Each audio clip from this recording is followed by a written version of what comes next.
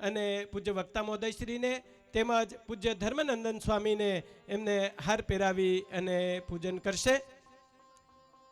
વાલા ભક્તો, અહીંયા આપણે રોજ એક બે સંતોના મંગળ આશીર્વાદ લઈશું, ત્યારે આજે નવા વિદ્વાન અને સારા એવા વક્તા તૈયાર થઈ રહ્યા છે.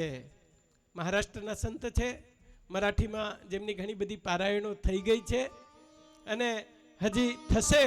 ત્યારે આપણે પૂજ્ય શાસ્ત્રી સ્વામી માનસ પ્રકાશદાસજી, ગુરુ કોઠારી સ્વામી ઘનશ્યામ પ્રકાશદાસજી એ સ્વામીને વિનંતી કરીએ કે અત્રે આવી અને 7 મિનિટ સુધી એમની અમૃતવાણીનો લાભ આપશે. તો એકવાર આ નાના સાધુને તાળીઓના નાદથી આપણે વધાવીએ અને વિનંતી કરીએ અત્રે આવી અને એમની અમૃતવાણીનો લાભ આપે પૂજ્ય માનસ પ્રકાશ સ્વામી.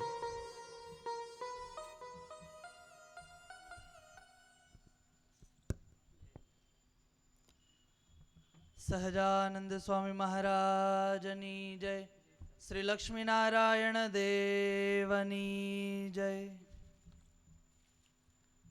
શ્રીકાંતમ દ્વારિકાધીશમ લક્ષ્મીનારાયણમ તથા વંદેહમ શ્રેષ્ઠદેવમ તમ વંદેહમ શ્રેષ્ઠદાતારમ દેશવૃત્તાલય સ્થિતમ સર્વાવતાર ધર્તારમ ભુક્તિ મુક્તિ પ્રદાયકમ વંદેહમ શ્રેષ્ઠદેવમ તમ હરિકૃષ્ણમ મનોહરમ. સર્વતંત્ર સ્વતંત્ર સર્વાવતારી પૂર્ણ પુરુષોત્તમ ઈષ્ટદેવ ભગવાન શ્રી સ્વામિનારાયણ તેમજ નિજ મંદિરમાં વિરાજમાન સંકલ્પ સિદ્ધ શ્રી જબરેશ્વર હરિકૃષ્ણ મહારાજ તેમજ આ સમસ્ત મહોત્સવના આયોજક શ્રી મંદિરના પૂજ્ય કોઠારી સ્વામી તેમજ આપણા મહોત્સવના આ દશમ સ્કંદ પારાયણના વક્તા પરમ પૂજ્ય સદગુરુ શાસ્ત્રી સ્વામી સરજુદાસજી સ્વામી તેમજ ઉપસ્થિત સર્વે પૂજનીય વંદનીય સર્વે બ્રહ્મનિષ્ઠ સંતો તેમજ સભામાં વિરાજમાન ઉપસ્થિત શ્રીજીના લાડીલા સર્વે હરિભક્તો સર્વેને હેતપૂર્વક જય શ્રી સ્વામિનારાયણ. હજી તો આપણી કથા શરૂ પણ થઈ નથી, હજી તો બીજો દિવસ છે. જય શ્રી સ્વામિનારાયણ, જય શ્રી સ્વામિનારાયણ. આપણા પંચદિનાત્મક દશમ સ્કંદ પારાયણનો પ્રથમ દિવસ પૂર્ણ કરીને આજે દ્વિતીય દિવસમાં આપણે પ્રવેશ કરી રહ્યા છીએ. ત્યારે દશમ સ્કંદ કથાનું આપણે શ્રવણ કરી રહ્યા છીએ. એવું કહેવામાં આવ્યું છે, મહાપુરુષો સંતો એમ કહે કે જો સંપૂર્ણ ભાગવત એ ભગવાન શ્રી ઠાકુરજીનું જો શરીર હોય તો દશમ સ્કંદ એ ભગવાનનું હૃદય છે. તે દશમ સ્કંદ રૂપી હૃદયમાં ભગવાન શ્રી પૂર્ણ પુરુષોત્તમ નારાયણ વિરાજમાન થઈને પોતાના ભક્તોના મનોરથ પૂર્ણ કરે છે. ગઈકાલે મોટા મોટા સંતોએ કીધું કે દશમ સ્કંદ એ શ્રીજી મહારાજને અત્યંત પ્રિય હતો. દશમ સ્કંદમાં રહેલા જે શ્રી કૃષ્ણ પરમાત્માના ચરિત્ર, તે ચરિત્રના શ્રવણે કરીને શ્રીજી મહારાજે અત્યંત પ્રસન્ન થતા. દશમ સ્કંદ એ સંપૂર્ણ પાપોને પ્રજાળનારો અને પુણ્યને પ્રકાશિત કરનારો સ્કંદ છે. જે વાતમાં, જે વાર્તામાં ભગવાનના ગુણ સંકીર્તન ગવાય, ભગવાનની વાત થાય, ભગવાનની વાર્તા થાય, તે સમસ્ત વાત, તે સમસ્ત કાર્ય, તે સમસ્ત કથા એ જીવનું શ્રેય કરનારી હોય છે. એટલે ભાગવતજીને શ્રેયસ્કર પણ કહેવામાં આવ્યું છે. શ્રીમદ ભાગવતજી માટે સંતો કહે, શ્રીમદ ભાગવત એ ગ્રંથ સ્વાદુ સ્વાદુ પદે પદે, એટલે કે એક એક ડગલે ને પગલે શ્રીમદ ભાગવતજી ગ્રંથમાં સ્વાદ રહેલો છે. એક શ્લોક પૂરો કરો, બીજો શ્લોક પૂરો કરો, એટલે મધુર રસ આ ગ્રંથમાં રહેલો છે. એટલે સ્વાદુ સ્વાદુ ડગલે ને પગલે મધુર રસ આપણને આ ગ્રંથમાં જોવા મળે છે.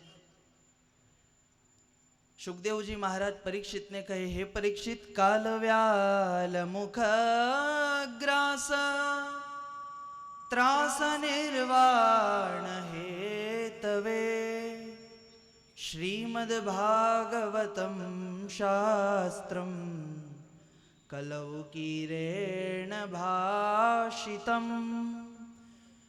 શ્રી સુખદેવજી પરીક્ષિતને કહે છે, હે રાજન, કાલ વ્યાલ મુખગ્રાસ ત્રાસ નિર્વાણ હેતવે, એટલે કે આ જે જીવ છે તે દિન પ્રતિદિન કાળના મુખમાં પ્રવેશી રહ્યો છે. કાળરૂપી જે સર્પ છે ત્યાં જીવને પકડવા માટે અત્યંત આતુર છે, પોતાનું ભક્ષ્ય કરવા માટે અત્યંત આતુર થઈને ઊભો છે.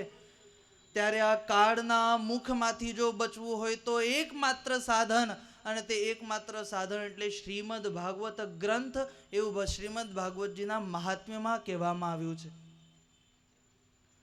અને તે જ શ્રીમદ ભાગવત ગ્રંથની કથા આપણે અત્યંત પ્રેમથી શ્રદ્ધાથી શ્રવણ કરી રહ્યા છીએ.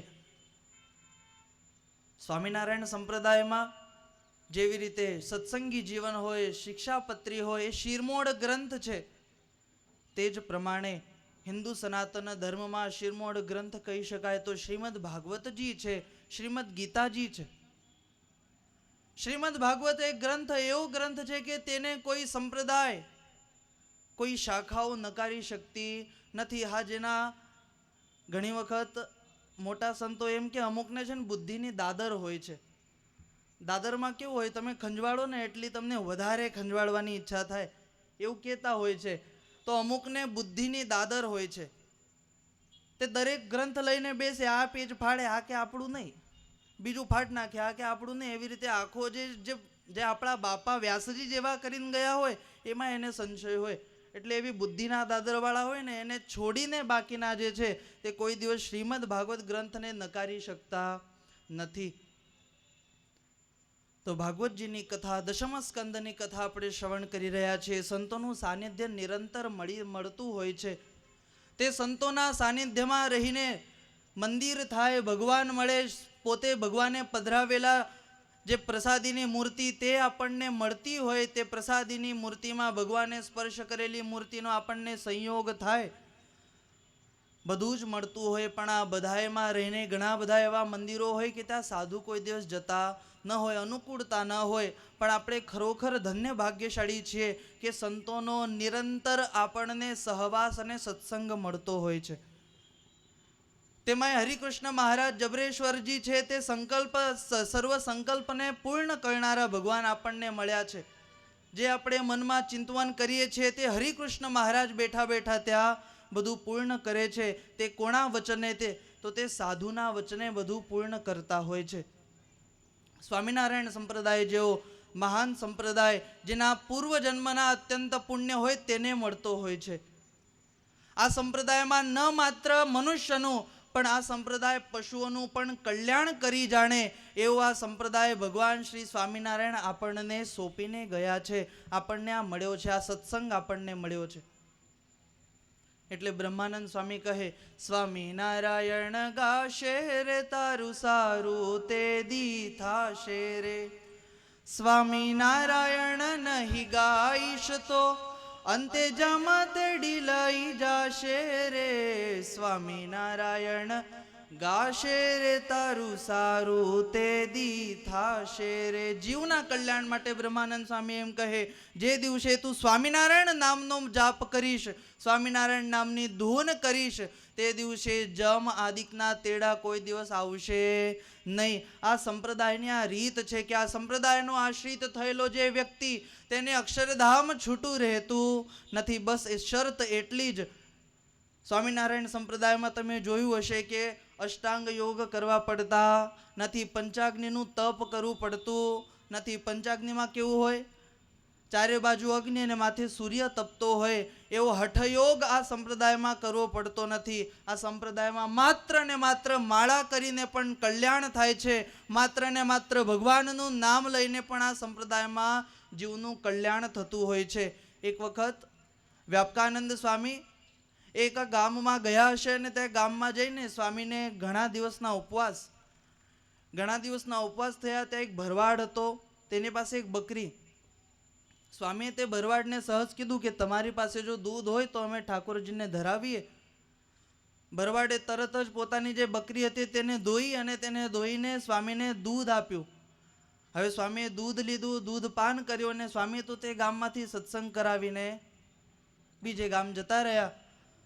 હવે ધીમે ધીમે તે બકરીનો અંતકાળ આવ્યો અને બકરીનો અંતકાળ આવે તે પહેલા તે ગામમાં દેવજી ભગત કરીને મહારાજના ભક્ત રહેતા હતા. તેમને મહારાજે દર્શન દઈને કીધું કે આ બકરીને અમે ધામમાં લઈ જઈએ છીએ. દેવશી ભગતે કીધું મહારાજે બકરીના એવા તે શું પુણ્ય છે કે તેને તમારું ધામ મળે છે. ત્યારે મહારાજે કીધું કે આ બકરીનું દૂધ એક વખત અમારા વ્યાપકાનંદ સ્વામીને કામમાં આવ્યું હતું, માટે આ અમારા ધામની અધિકારી છે. એમ કરીને મહારાજે બકરીનું પણ કલ્યાણ કર્યું હતું. એક વખત શ્રીજી મહારાજે ગઢપુરમાં દાદા ખાચરના દરબારમાં બિરાજમાન હશે તે વખતે એક મદારી રીંછનું નાનું બચ્ચું લઈને આવ્યો અને ખેલ કરતો હતો. હવે મદારી જોડે રીંછનું બચ્ચું હોય એટલે મદારી કઈ તેની બધી સાર સંભાળ રાખતો ન હોય એટલે મહારાજને દયા આવી. મહારાજે જાણ્યું કે આ ભૂખ્યો છે એટલે પોતાના હાથમાં મહારાજે દૂધનો વાટકો લઈને પોતે પૂર્ણ પુરુષોત્તમ નારાયણે તે રીંછને પોતાના હાથે દૂધ પાયું હતું, રીંછના બચ્ચાને. અને તે જ સમયે તે રીંછના બચ્ચાએ શરીર છોડ્યું અને શરીર છોડીને દિવ્ય શરીર ધારણ કરીને તે ભગવાનના ધામમાં ગયું હતું. તેવી જ રીતે એક વખત વડતાલમાં શ્રીજી મહારાજે હરિમંડપમાં વિરાજમાન હતા અને હરિમંડપમાં ઉપલા માળે શ્રીજી મહારાજ સ્નાન કરતા હતા. તે વખતે તે સ્નાન કરતી વખતે જે પાણીનો ધોધ હતો તે પાણી બહાર જવાના માર્ગે નીચે પડતું હતું. તો વડતાલ ગામના છોકરાઓ, નાના નાના છોકરાઓ તે પાણીમાં રમત કરતા હતા. અવાજ થયો એટલે શ્રીજી